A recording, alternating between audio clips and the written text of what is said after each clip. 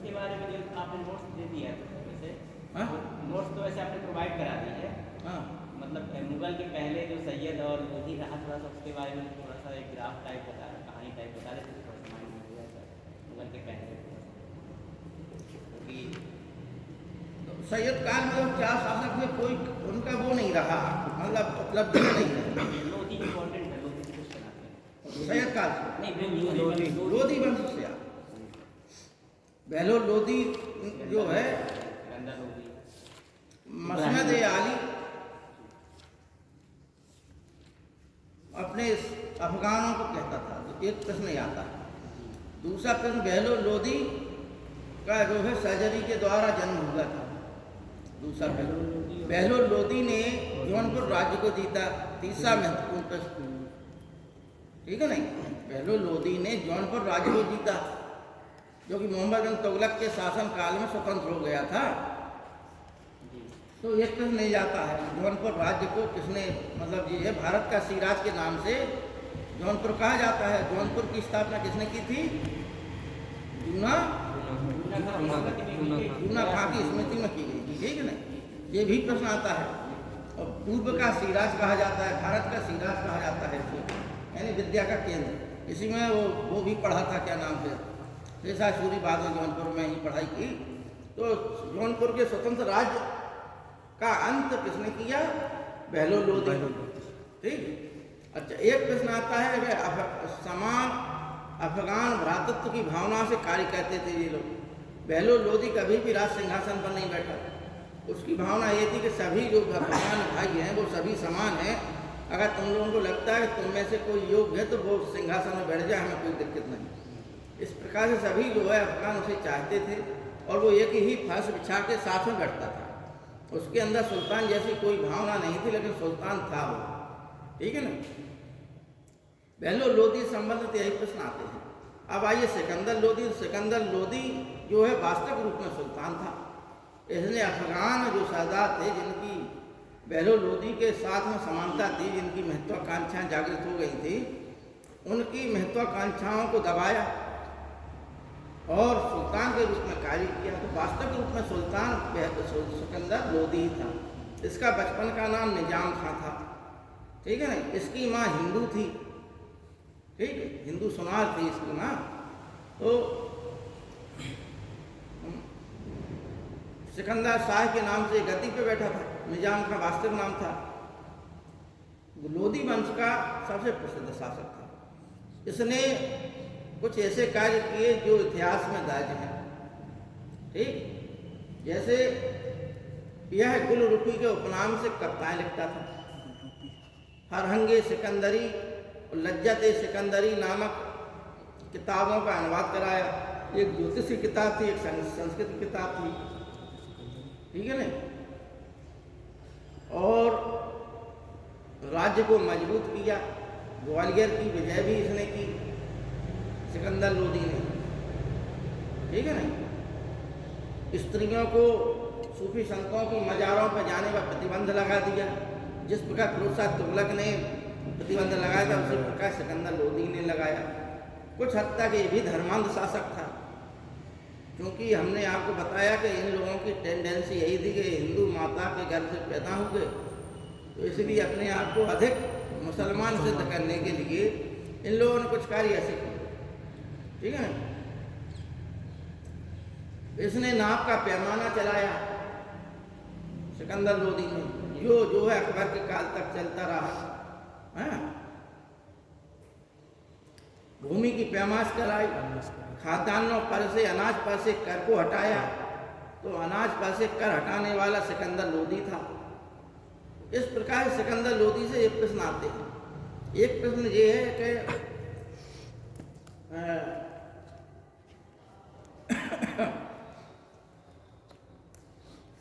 सिकंदर लोधी की मृत्यु जो है, एक संत था, उसको इनने अपशब्द बोले, ठीक है ना, अपमान किया। उस संत ने कहा कि जिस गले से तो हमें अपशब्द बोल रहे हो, वो गला से ही तुम्हारी मृत्यु हो जाएगी। कहा जाता है, ऐसी कहानी है। और अंत में गले का कैंसर से ही इसकी मृत्यु हुई। गला रुंध गया इसका और अंत में ये मर गया। ठीक है नहीं? अपने आप को साफ सुथरा सुंदर दिखने के लिए यह दाढ़ी बना के आता था, दाढ़ी बनवा के आता था। ये सिकंदर लोदी का है। ठीक है नहीं? और यही क्वेश्चन आते हैं परीक्षा ज़्यादातर। इब्राहिम लोदी के समय में ये घटोली का युद्ध हुआ। इब्राहिम लोदी का अपने भाई से युद्ध हुआ, जिसमें इब्राहिम लोदी ने अपने भाई को हरा दिया और वास्तविक रूप में जलाल खां नाम था इसके भाई का, उसको दबा दिया, हरा दिया और स्वयं मतलब पूरे सल्तनत का राजा बन, सुल्तान बन बैठा। लेकिन अफगान अमीर इसके शासन काल में उठने लगे तो उसने अफगान अमीरों को चेतावनी दी कि राजा का कोई सगा संबंधी नहीं होता। ये बलबन का भी कथन है कहीं कहीं और ये इब्राहिम लोदी का भी।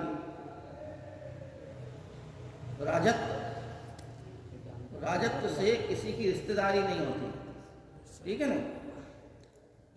तो ये इब्राहिम लोदी का भी कथन है। घटोली के युद्ध में राणा सांगा और इब्राहिम लोदी की लड़ाई हुई, जिसमें राणा सांगा की विजय हुई। अब हमें समझ में ये नहीं आता, यही एक जो है बड़ा कंफ्यूजन प्रश्न है कि जब राणा सांगा ने घटोली के युद्ध में इब्राहिम लोदी को हरा दिया, फिर इसको इब्राहिम लोदी को हराने के लिए बाबर के पास अपना दूत क्यों भेजा था? बाबर को भारत पर आक्रमण करने के लिए बाबर ने अपनी आत्मकथा में लिखा है कि दूत भेजा था 3 लोगों ने। दौलत खां लोदी जो पंजाब का गवर्नर था, आलम खां लोदी जो इब्राहिम लोदी का चाचा था और राणा सांगा। इन 3 लोगों ने इब्राहिम लोदी के ऊपर आक्रमण करने के लिए प्रेरित किया था। और राणा सांगा ने कहा था कि एक तरफ से तुम आक्रमण करना, दूसरी तरफ से हम तुम्हारी सहायता करेंगे, तो इब्राहिम लोदी जो है पराजित हो जाएगा। ठीक बाद में जो कुछ उन लोगों के बीच में जो भी होगा हो, अंत में राणा सांगा ने उस युद्ध में चूंकि रुचि नहीं दिखाई। राणा सांगा का ये था कि बाबर युद्ध में जीत के चला जाएगा, जैसे तैमूर लूट लाट के चला गया, अंत में हम कब्जा कर देंगे। लेकिन बाबर क्योंकि तैमूर ने जब आक्रमण किया, तैमूर का ही वंशज था 5वां, बाबर उसको अपना वो समझता था, हक दिल्ली तक को अपना अधिकार क्षेत्र समझता था, इसलिए वो दिल्ली में ही बस गया। और ये जो है उन दोनों के बीच में लड़ाई का कारण हो गया। बस समस्या यही आ रही है, इस प्रश्न या तो बाबर ने अपनी आत्मकथा में कहीं ना कहीं कुछ ना कुछ असत्य छिपाया है, या इब्राहिम लोदी के जो विरोधी थे उन्होंने राणा सांगा के प्रतिनिधि के रूप में जो भी खैर काम किया हो, राणा सांगा का नाम झूठे ले दिया हो। लेकिन जब राणा सांगा स्वयं हरा सकता था तो उसे बाबर की जरूरत क्या थी? समझिए, ये बात नहीं आई। जब आप किसी को हरा दो तो आप दूसरे से सहायता क्यों लेंगे कि भाई तुम हराओ इन्हें? ये जो आपकी कथा में जो लिखा है उसमें थोड़ा कंफ्यूजन नहीं, ये मतलब थोड़ी सी हमें समझ में नहीं आता है कि भाई जो आदमी दूसरे आदमी को हरा सकता है, वो दूसरे आदमी की सहायता लेके वो दूसरे आदमी को हराने के लिए प्रयास क्यों करेगा? क्यों कहेगा तुम आके हरा? जबकि 1517 में घटोली के युद्ध में 17 में हरा दिया और फिर इसके पश्चात कोई झड़प भी नहीं हुई। तो ऐसी क्या परिस्थितियां हुई, ये जो है थोड़ा शोध का विषय है नहीं? तो ये समझ में आ गया भाई। लोदी काल में एक चीज और है कि अष्टभुजीय मकबरों का निर्माण होने लगा। ये प्रश्न भी आते हैं, इसके अतिरिक्त प्रश्न कोई नहीं आते हैं हमारे ख्याल से। ठीक, एक आध 2 प्रश्न अगर इधर उधर से आ जाएं तो बहुत डीपली होंगे, ठीक है ना? उसके लिए अलग से तैयारी करनी पड़ेगी।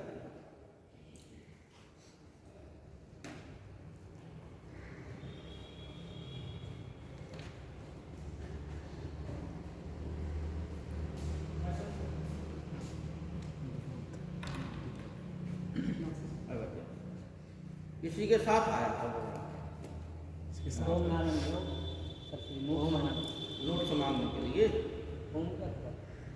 वो हमसे भी कह रहा था कि चलो चलो। हाँ, हमसे कह नहीं रहा हमारे साथ में नहीं है सर, यहीं पर बोल रहा था नहीं नहीं, क्लास में नहीं, हम क्लास में नहीं थे जब तुम्हारे साथ आए। ये हम क्लास में तुम्हारे ग्रुप पर आए थे तुम लोग। हाँ सब वो हाँ शिवांशु हाँ अच्छा कैंप वाला वो ये सब शिकायत वाला शिकायत उसी की। और वो जो 16 संस्कार पूछ रहा था। हाँ जब भाई हमारी आपको बताएं ना, किसी से कोई किसी प्रकार का वैमनस्य है, आपके गुण दोष आप तक हैं, हमारे गुण दोष हम तक हैं, हम किसी से किसी प्रकार का बुरा नहीं मानते। भाई इंट्यूशन हमें लगता है कि इसका इंट्यूशन खराब है, इंट्यूशन का मतलब इरादा खराब है, यानी हम शिक्षक हैं, मतलब किसी विद्यार्थी के कल्याण के लिए ही हमारी भावना निहित है कि भाई हर विद्यार्थी का जो है सर्वांगीण विकास हो जाए, हम जो ज्ञान दे रहे हैं उस तक वो ज्ञान पहुंच जाए। किसी से किसी प्रकार की नहीं है, बस हम ये चाहते हैं कि वो अपने चरित्र में सुधार करें। अगर वास्तव में आप जो है शिक्षा लेना चाहते हैं तो शिक्षा लेने की जो पद्धति है उस पद्धति पे आप कसें, नियमित रूप से आएँ, नियमित रूप से अध्ययन करें। यानी घर बैठ के आप जो है 24 घंटे पढ़ाई नहीं कर सकते। यहाँ पढ़ने के बाद एक जो है उत्कंठा जागृत होती है, आप घर पर जाके इसका अध्ययन करें, किताबों से कंसल्ट करें, जो चीज़ें ना हों। इसमें बड़ा थियोरिकल है, अगर आपके पास थॉट्स होंगे तभी तो आप आगे बढ़ पाएंगे, है ना।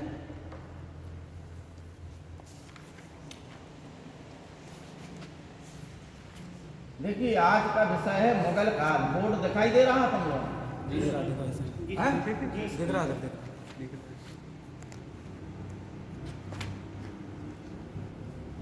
आज तारीख कितनी है? 7।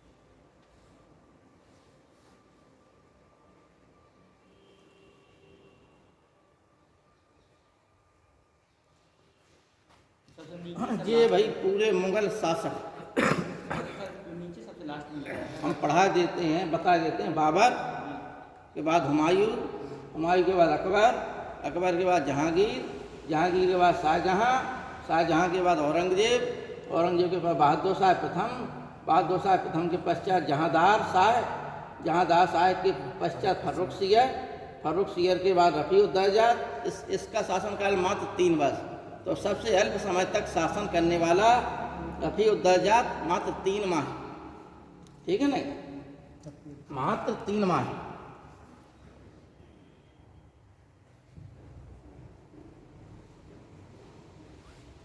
रफ़ीउद्दौला, फिर रफ़ीउद्दौला, इसने 4 महीने का शासन किया।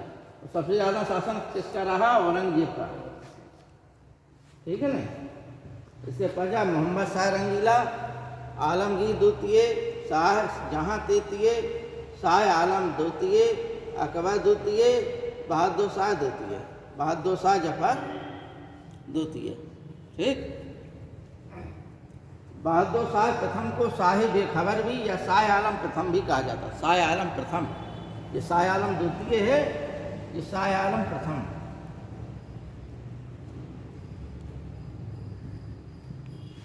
प्रथम, और इसी को हम क्या बोलते हैं? शाह बेखबर।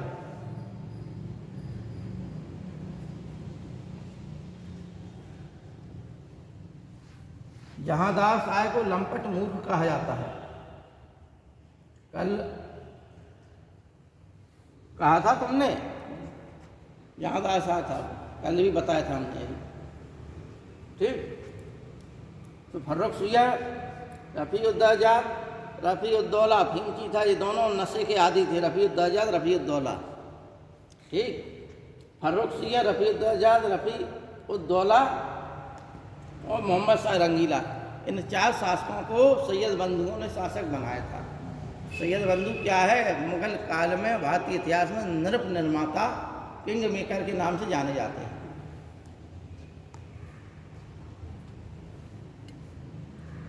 बाबर का पूरा नाम है जहीरुद्दीन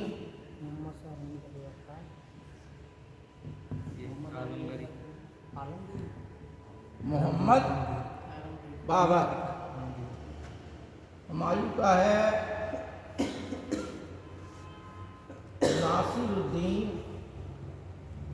नसीरुद्दीन है, नसीरुद्दीन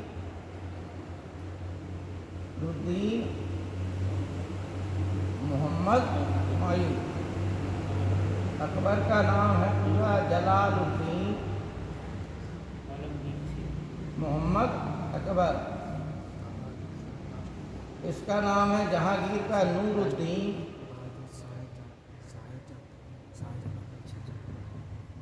मोहम्मद जहांगीर। शाहजहां का नाम है शहाबुद्दीन,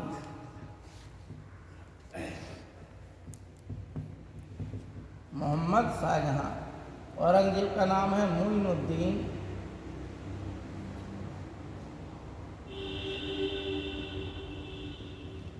मोहम्मद औरंगजेब। मोहम्मद शाह रंगीला की बात कौन सा है? आलम, मोहम्मद शाह रंगीला के पश्चात है आलमगीर सेकेंड। राम में मात्रा लग गई, बल्कि गा में मात्रा है ये, ठीक है नहीं। आलमगीर सेकेंड।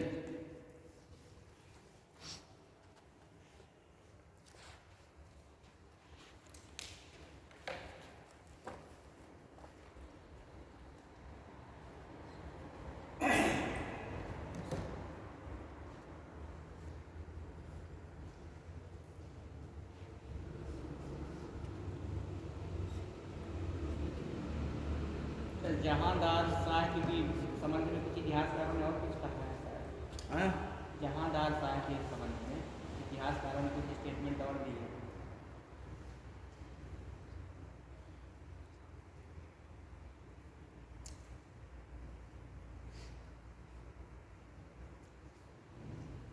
जो जहांदार शाह लाल कुंवरी नामक वेश्या के चक्कर में पड़ा रहा और राजकाज इसने छोड़ दिया, बेखबर रहा, राजकाज से कोई मतलब नहीं रहा। जुल्फिकार खां के सहयोग से यह वजीर बना था। ठीक है ना, इसलिए इसके संबंध में और भी अच्छे शब्द नहीं होंगे, गलत ही शब्द होंगे। हाँ? कथन इन सब के बारे में कुछ ना बचे। बाद में लेगा अबे हम उत्तर मुगल काल नहीं पढ़ा रहे नहीं, ये तो आपको आइडिया दे दिया हमने। एक किताबों में भी नहीं मिलेगा तुम लोगों को पूरा पूरा, कोई भी किताब उठा लेना।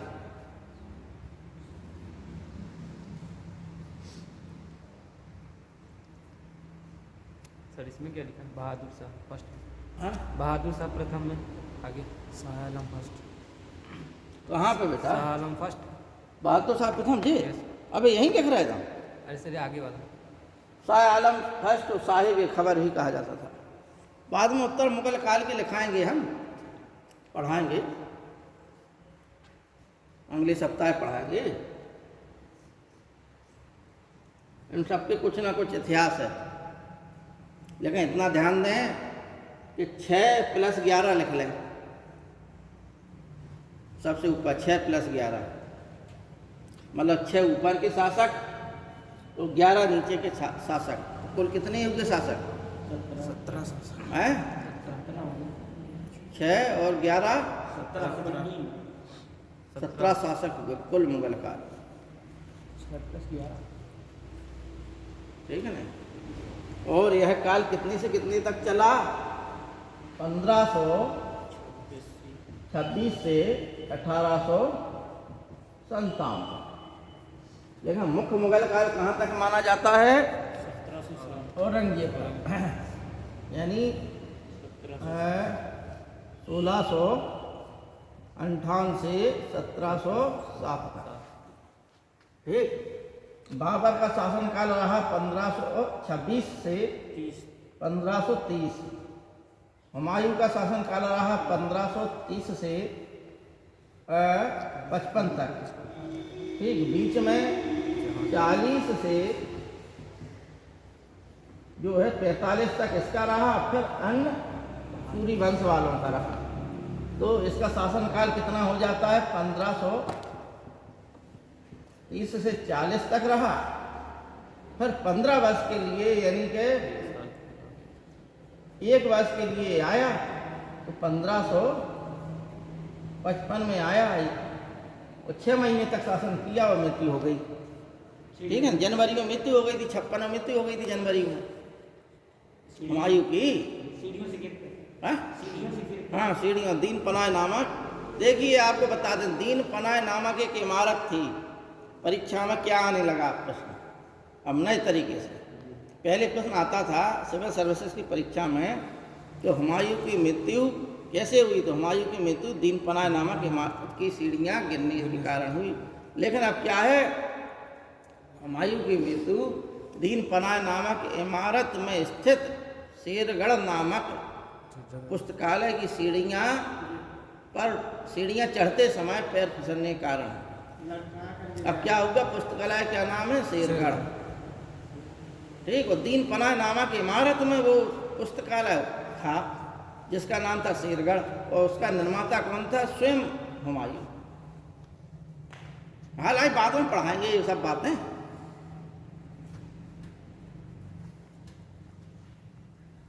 अकबर का शासनकाल 1556 से 1605 तक रहा। जहांगीर का शासनकाल 1605 से 1627 तक रहा। शाहजहां का 1627 से 1658 तक रहा। 1658 से 1707 तक औरंगजेब का रहा।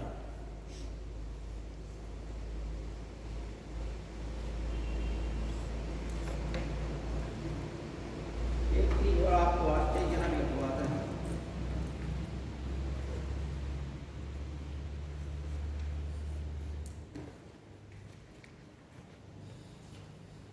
बाबर ने बहुत कम किया कैसा सर? बेटा सामने है, बाबरी कहानियां बता रहे हैं तुम लोगों बाबर को। कम था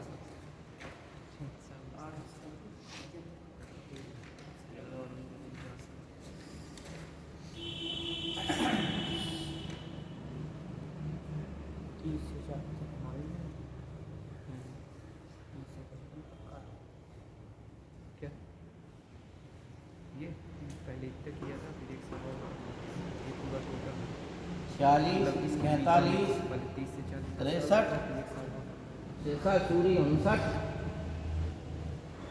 जहांगीर और कम रहा, जहांगीर 58, 74,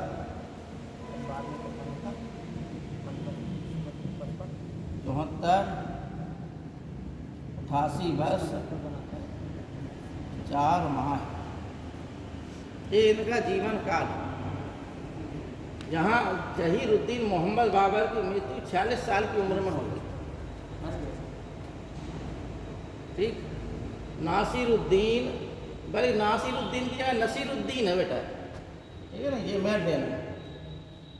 नसीरुद्दीन मोहम्मद हुमायूं की मृत्यु 47 साल की उम्र में हो गई थी।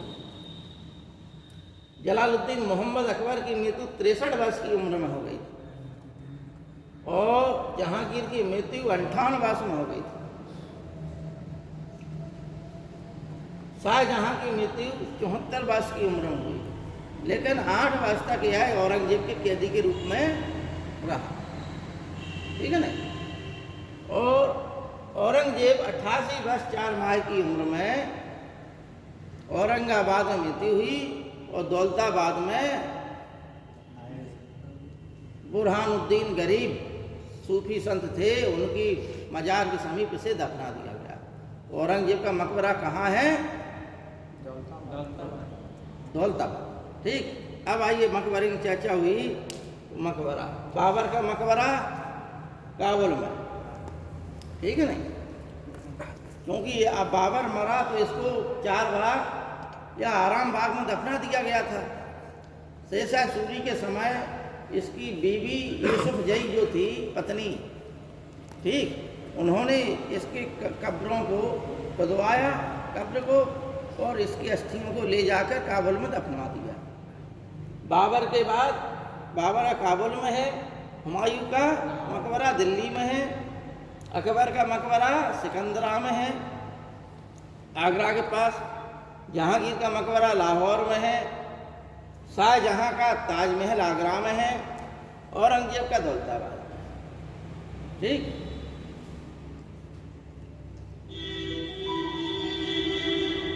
ये आप लोग इतना समझिए, हमने आप लोगों को एक स्टेटमेंट कहा था कि यदि आप चांद पर लक्ष्य साधेंगे तो सितारों में जरूर मिल जाएंगे। इसका मतलब ये है कि अगर आप बड़ी तैयारी कर रहे हैं तो छोटी मोटी आप नौकरियां तो आसानी से निकाल ले जाएंगे। क्यों? क्योंकि इतनी तैयारी हो जाएगी, छोटी मोटी ये चीज़ें पूछी जाती हैं परीक्षा में, ये आप लोगों को याद हो जाएंगी सब। शाहजहां का मकबरा कहाँ था? शाहजहां कहाँ थे सर? शाहजहां का ताजमहल में आगरा। क्या? अकबर का सिकंदरा आगरा, आगरा के पास है सिकंदरा।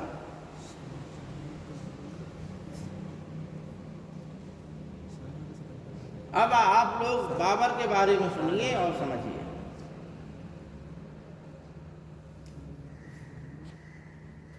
हालांकि इन लोगों के बारे में बहुत सी चीजें हैं,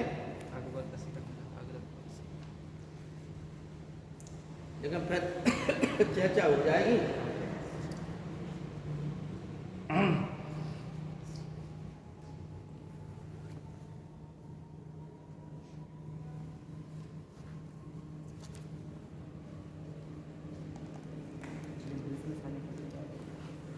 बेटा ये फाइल में दस्तखत करो, जल्दी देखो, फिर दूसरा आदमी खड़ा रहता है, ये चीज़ अच्छी नहीं होती है।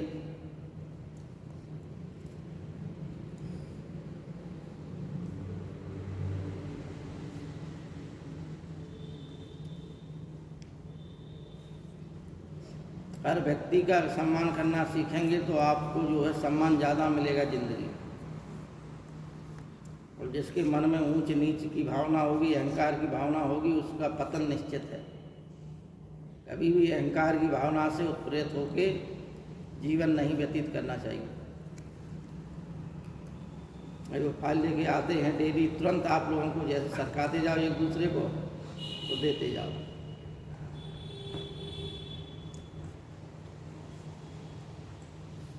लिख लिया आप सबने? क्यों मैट दें इसको? हैं?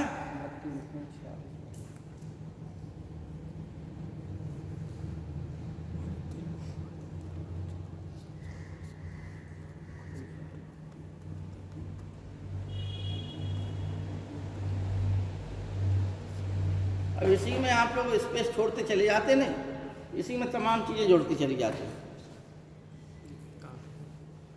हम भविष्य में एक इसी प्रकार की किताब बनाएंगे जो किताबों में उपलब्ध नहीं है, लेकिन किताबों का सार है जो इसी के इर्द गिर्द जो नोट्स हैं चित्रात्मक नोट्स बनाएंगे। इलाहाबाद में हम लोग इसी प्रकार की तैयारी करते थे, लेकिन जो मार्केट में उपलब्ध नहीं है।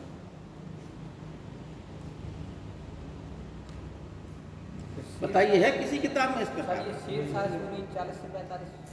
हाँ, शेरशाह सूरी शेरशाह सूरी का 1540 से 45 तक रहा, 5 वर्ष शासन किया इसने। 59 साल यहाँ 1540 अकेला लिख दिया हमने, 1540 है ये।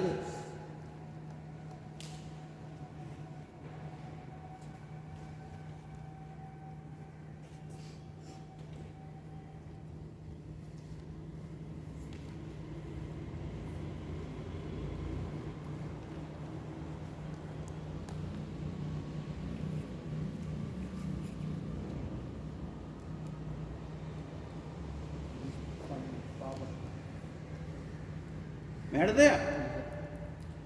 आइए जहीरुद्दीन मोहम्मद बाबर के बारे में जाने हम लोग।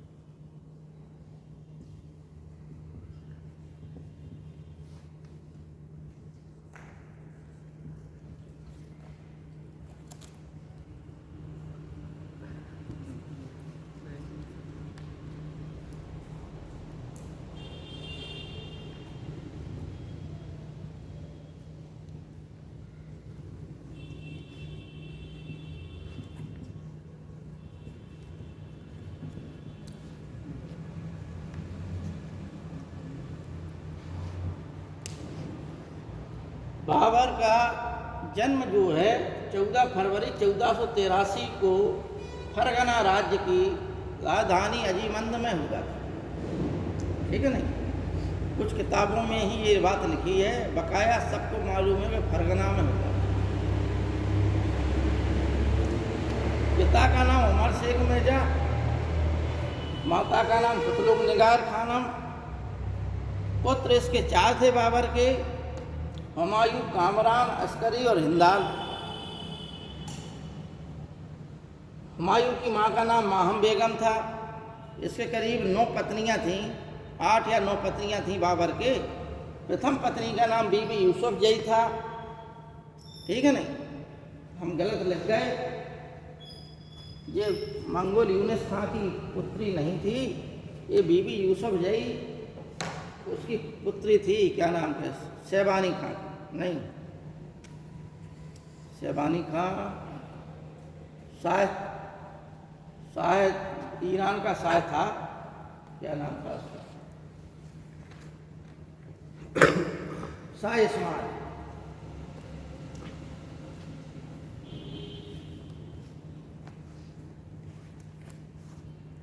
शाह इस्माइल की पुत्री थी।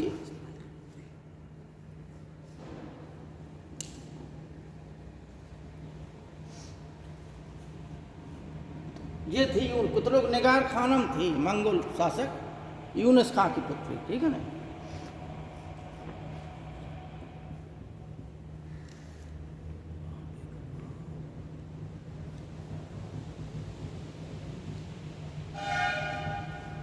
मां थी इसकी।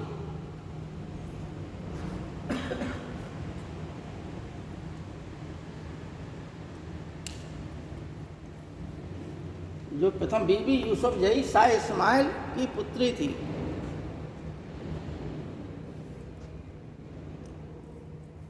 तो हुमायूं की मां का नाम माहम बेगम था।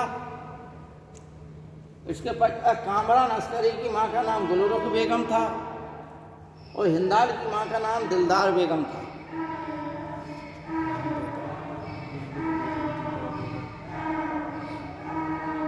बताइए, कोई कंफ्यूजन है?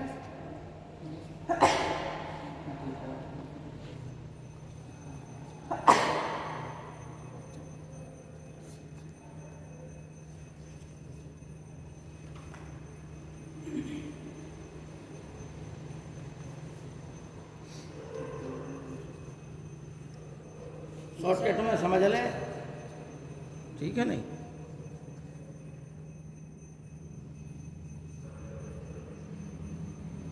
क्या बेटा, ये तो टाइमिंग ही नहीं होगा अभी पूरा,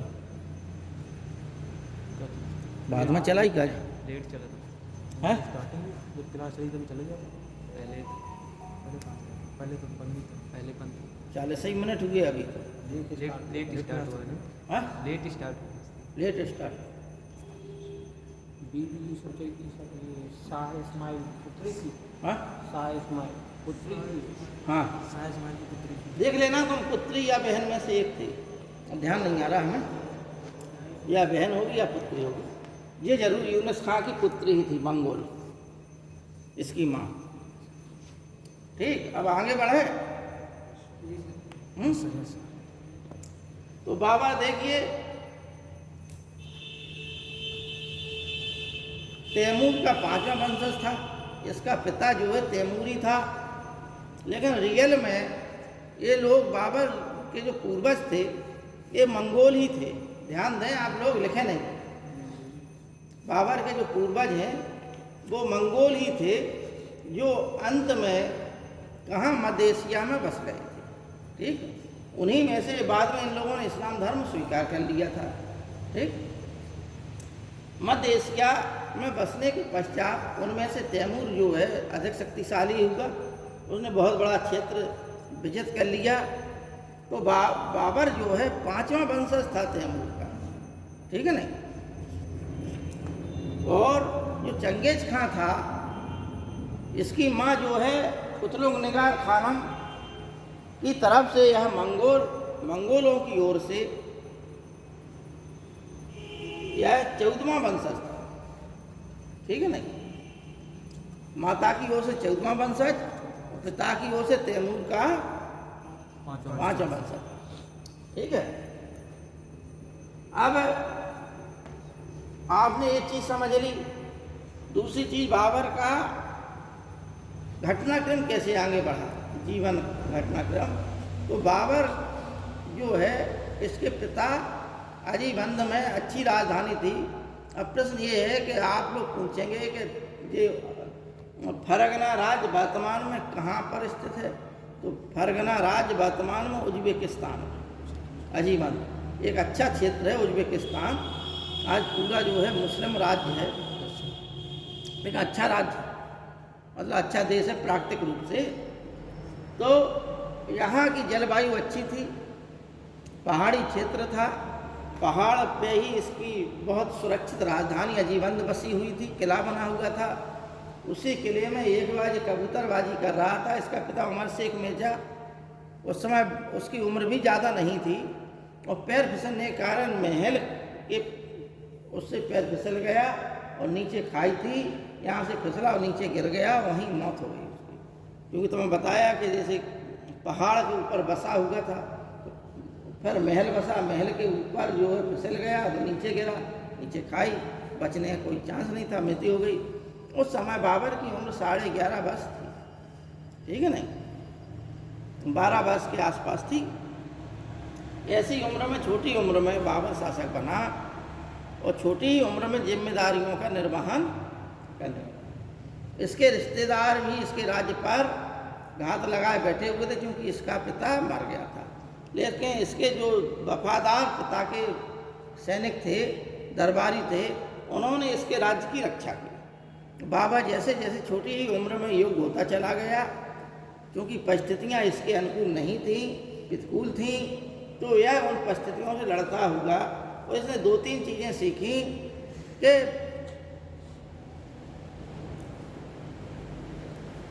जिस प्रकार की समाज है, हमें अपने दरबारियों से, अपने मित्रों को साथ लेके चलना चाहिए। बाबर को कुछ ऐसी विशेषताएं थीं कि बाबर वास्तव में वफादार, अपने लोगों के लिए वफादार था। जिससे मित्रता करता था उसके साथ विश्वासघात नहीं करता। बाबर का मतलब भी होता है टाइगर, ठीक, शेर। तो इसका जीवन भी वैसा ही रहा। यह शारीरिक रूप से बहुत मजबूत था। भारत में भी आया तो इसने जो नदियाँ मिली उन नदियों तैरकर पार किया, यहाँ तक कि गंगा नदी को भी 2 बार तैरकर पार किया, ठीक है ना। लेकिन छोटी ही उम्र से अधिक परिश्रम करने के कारण अंत में इसका स्वास्थ्य गिरने लगा।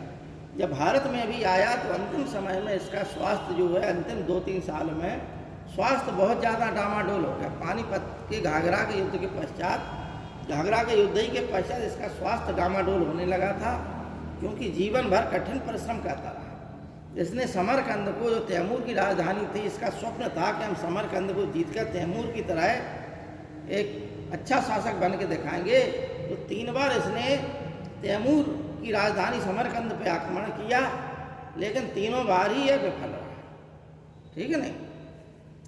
1502 की एक घटना है। 1502 में बाबर की उज्बेक सरदार शैबानी खां से लड़ाई हुई, जिसे सर-ए-पुल का युद्ध कहते हैं। ये परीक्षा में आता है, सर-ए-पुल 1502।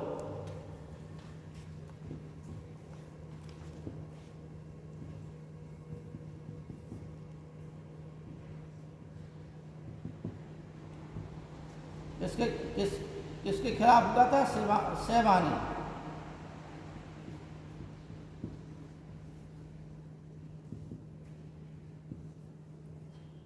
शैबानी खां के खिलाफ, ठीक है ना।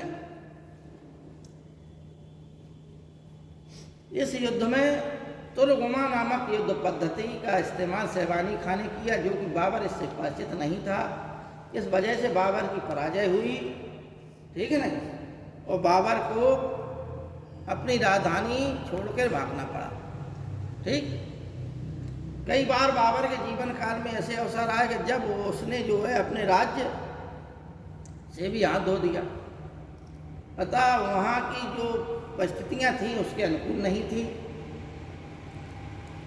इसलिए बाबर ने 1504 में काबुल पर आक्रमण करके काबुल को जीत लिया। ठीक,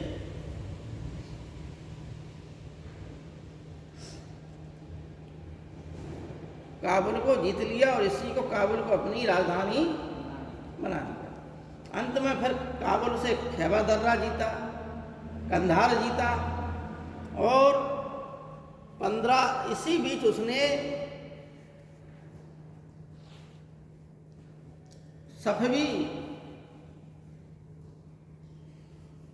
शाह इस्माइल से, ईरान के शाह थे सफवी, शाह इस्माइल से मित्रता स्थापित की। ठीक, और उसके अनुसार कुछ उसने शिया धर्म की बातों को भी स्वीकार कर लिया। यहाँ तक कि कहा गया कुछ समय के लिए उसने शिया धर्म भी स्वीकार कर लिया। इसकी शाह इस्माइल की सहायता से इसने समरकंद को जीत लिया, लेकिन समरकंद की जनता ने, क्योंकि अब बाबर जो है शिया धर्मावलंबी हो गया था, तो समरकंद की जनता ने विद्रोह कर दिया, तो बाबर को समरकंद छोड़ना पड़ा। ये बाबर का 1510 में समरकंद को जीतने का तीसरा एवं अंतिम प्रयास था। इसके पश्चात बाबर कभी भी समरकंद की ओर नहीं देख पाया, क्योंकि वहाँ की जनता ही बाबर के खिलाफ हो गई। ठीक, और बाबर का संबंध किससे हो गया था? शाह इस्माइल से।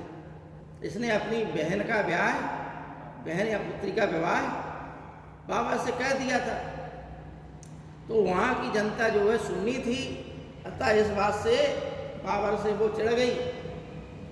बाबर का जो चचा था, चाचा, वो भी इसे जो कहता था कि बिगड़ा हुआ बच्चा। क्यों? क्योंकि बाबर ने कुछ जो है सुन्नी धर्म से अलग चीज़ों को स्वीकार कर लिया था, इसलिए वह धर्मच्युत बिगड़ा हुआ बच्चा इसे पुकारता था, बाबर का चाचा। ठीक है नहीं? 1504 के पश्चात बाबर ने खैबर दर्रा जीता, कंधार जीता, 1510 में समरकंद जीता, अंत में खो दिया। अब उसने पानीपत के युद्ध के पहले 5 बार भारत पे आक्रमण किया, पंजाब का क्षेत्र जीत लिया, धीमे धीमे करके आगे बढ़ता गया। अंत में काबुल में जो है, जब दौलत खान लोधी जो पंजाब का गवर्नर था और आलम खान लोधी जो इब्राहिम लोधी का चाचा था, और क्या बोलते उसको, राणा सांगा, इन तीनों ने बाबर को काबुल में अपने राजदूत भेज के आमंत्रित किया। अतः 26 अप्रैल 1526 को पानीपत का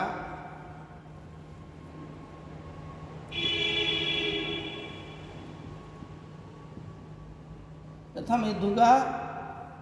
26 अप्रैल 1526 को, जिसमें इब्राहिम लोधी युद्ध में मारा गया, क्योंकि इसमें तोपों का प्रयोग किया गया, बंदूकों का प्रयोग किया गया, तुलगुमा युद्ध पद्धति का प्रयोग किया गया। ये बाबर ने सब चीज़ें कहाँ से सीखी? मध्य एशिया से। ठीक है ना? ये सब चीज़ें मध्य एशिया से सीखी और इन सब चीज़ों का प्रयोग उसने भारत में किया। इस वजह से 1 लाख की इब्राहिम लोधी की सेना पराजित हो गई और युद्ध स्थल पे अंतिम और पहला सुल्तान, युद्ध स्थल पे मरने वाला पहला सुल्तान और दिल्ली सल्तनत का अंतिम सुल्तान इब्राहिम लोधी। ठीक, दिल्ली सल्तनत का यह अंतिम सुल्तान था और युद्ध स्थल पे मरने वाला पहला सुल्तान था। कोई भी सुल्तान युद्ध स्थल पर नहीं मरा सिवाय इब्राहिम लोधी। अब इसके पश्चात, पानीपत के युद्ध के पश्चात, बाबर ने अपने आप को दिल्ली का राजा घोषित कर दिया और मिर्जा की उपाधि त्याग कर उसने बादशाह की उपाधि धारण की। लेकिन अब बाबर का वास्तविक जो है युद्ध किससे होना था? राणा सांगा से, जो कि चित्तौड़ का शासक था। और भारत का, बाबर ने अपनी आत्मकथा में लिखा कि भारत में उस समय 7 राज्य महत्वपूर्ण थे, जिनमें से 2 हिंदू राज्य थे, एक चित्तौड़ का, और दूसरा विजयनगर का कृष्णदेव राज। चित्तौड़ का राणा सांगा, तो राणा सांगा से खानवा का युद्ध हुआ जो आगरा के पास है 1527 में होगा। चंदेरी का युद्ध 1528 में होगा। घाघरा का युद्ध 1529 में होगा। और 1530 में बाबर की मृत्यु हो गई। खानवा का युद्ध राणा सांगा से होगा। चंदेरी का युद्ध मेदिनी राय से होगा। घाघरा का युद्ध अफगानों के खिलाफ होगा। जो जल और थल दोनों से लड़ा गया था, पहला युद्ध है भारत का जो जल और थल दोनों से लड़ा गया। उन दोनों युद्धों में बाबर ने जिहाद का नारा दिया। जिहाद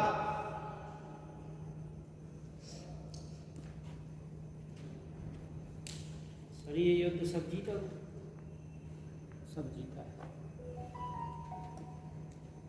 चंदेरी और घाघरा को जिहाद का नाम दिया। क्या? चंदेरी और घाघरा वाले, हाँ? खानवा और चंदेरी वाले। खानवा का युद्ध, चंदेरी का युद्ध, घाघरा का युद्ध।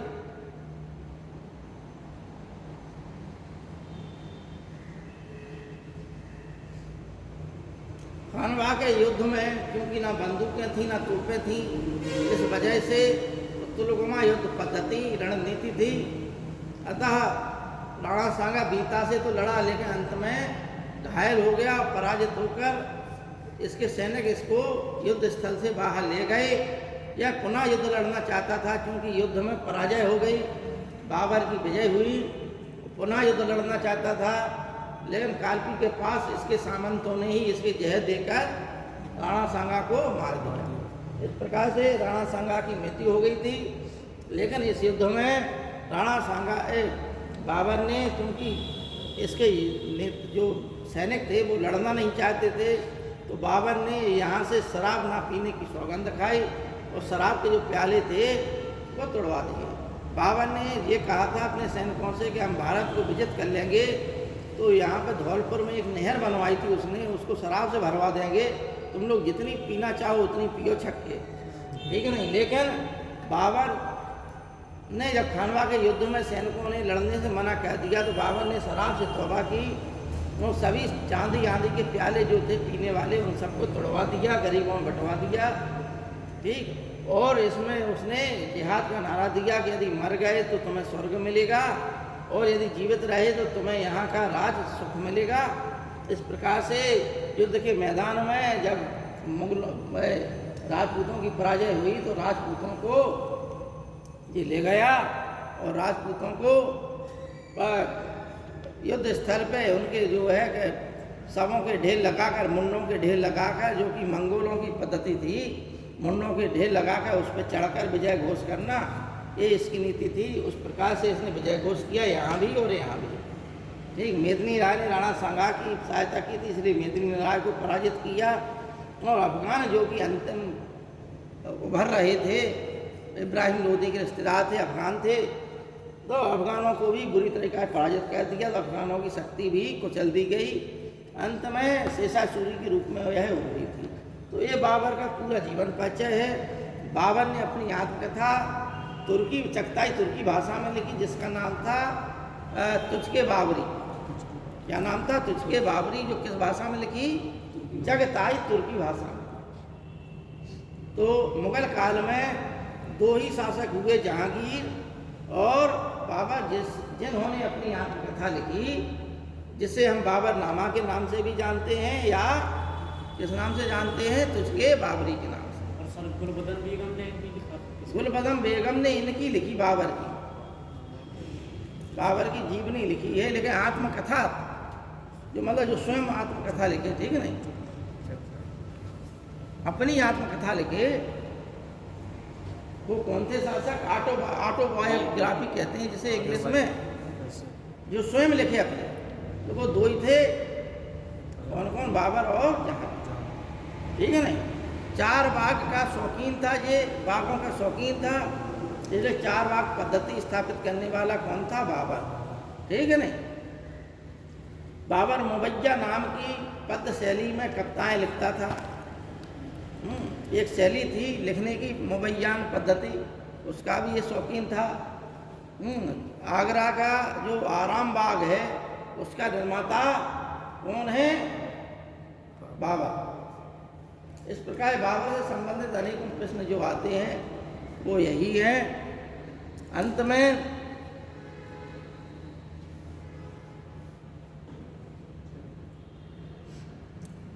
पानीपत के युद्ध के समय ग्वालियर का राजा विक्रमाजीत था। इस युद्ध में वो भी वीर गति को प्राप्त हुआ। तो ग्वालियर को जो है कब्जे में करने के लिए हुमायूं को भेजा गया। हुमायूं ने ग्वालियर के किले को अपने कब्जे में कर लिया और वहाँ की जो बेगमें थीं, ये रानियाँ थीं, उन्होंने, राज परिवार ने हुमायूं को कोहिनूर हीरा दिया।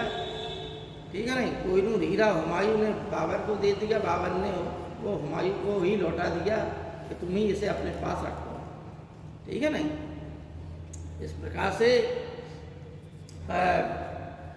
बाबर के जीवन काल के महत्वपूर्ण तथ्य हो गए। अंतिम समय यह बीमार पड़ा। गुलबदन बेगम ने बाबर नामा लिखी है जिसमें उसने कहा है कि इब्राहिम लोदी की माँ के जहर के द्वारा जो जहर दिया गया था उसके द्वारा बाबर की मृत्यु हुई। जब कुछ अन्य इतिहासकार लिखते हैं कि बाबर का स्वास्थ्य, जैसे खानदमीर हैं, उन्होंने भी हुमायूं नामा लिखा है, उसमें लिखा है कि बाबर का स्वास्थ्य धीमे धीमे गिरने लगा था और एक समय ऐसा आया कि हुमायूं की तबीयत खराब हुई। हुमायूं धीमे धीमे जो है बीमार होता चला गया था। बाबर ने एक दिन अल्लाह से प्रार्थना की कि हमारे प्राण ले लो लेकिन मेरे पुत्र को जिंदा कर दो। तो हुमायूं का स्वास्थ्य फिर धीमे धीमे करके सुधरने लगा। बाबर का स्वास्थ्य धीरे धीरे करके बिगड़ने लगा।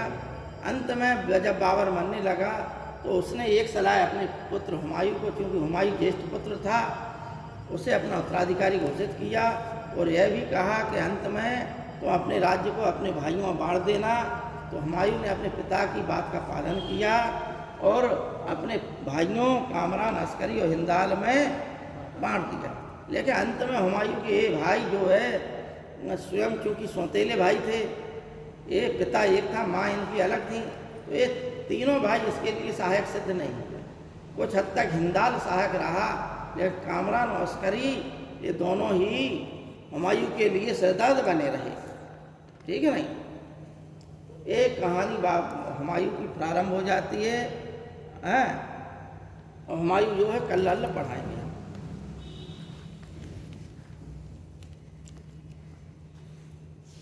और कोई कंफ्यूजन हो तो बताइए। सर्वप्रथम तूप कैसा लेके लाया था? बंदूक या तोप सर्वप्रथम तूप सर्वप्रथम बंदूक और तोप का इस्तेमाल बाबर ने किया था। तुर्कान पद्धति। बाबर ने किया था। देखिए, इतिहास में विवादित प्रश्न है। भारत में वैसे तोपों का युद्ध जो है सर्वप्रथम बहमनी राज और कृष्णदेव राय के विजयनगर साम्राज्य विजय कृष्णदेव राय के बीच में हुआ था, बाबर से पहले। ठीक है नहीं? लेकिन उत्तर भारत में बाबर को ही श्रेय दिया। लेकिन अगर भारत की बात आ जाए, किसी इतिहासकार ने बाबर को श्रेय दिया है और आधुनिक शोधों ने कृष्णदेव राय को। तो देखो, हम लोग वही चल सकते हैं जो किताबों में लिखा है ना? इसके अतिरिक्त हम लोग पेपर सेट करने वालों के ऊपर होता है तो क्या लिख रहा है। और कोई हो कन्फ्यूजन तो बताइए। बाबर नामा गुलबदन बेगम ने दी। अब वो किताबें लिखाएंगे हम, तब वो लिखा देंगे सब किताब। गुलबदन बेगम ने भी बाबर नामा लिखी। ठीक है ना? किताबें लिखाएंगे, मुगल काल के स्रोत लिखा देंगे। ठीक है नहीं? बहुत सी किताबें मुगल काल की राज की भाषा क्या थी?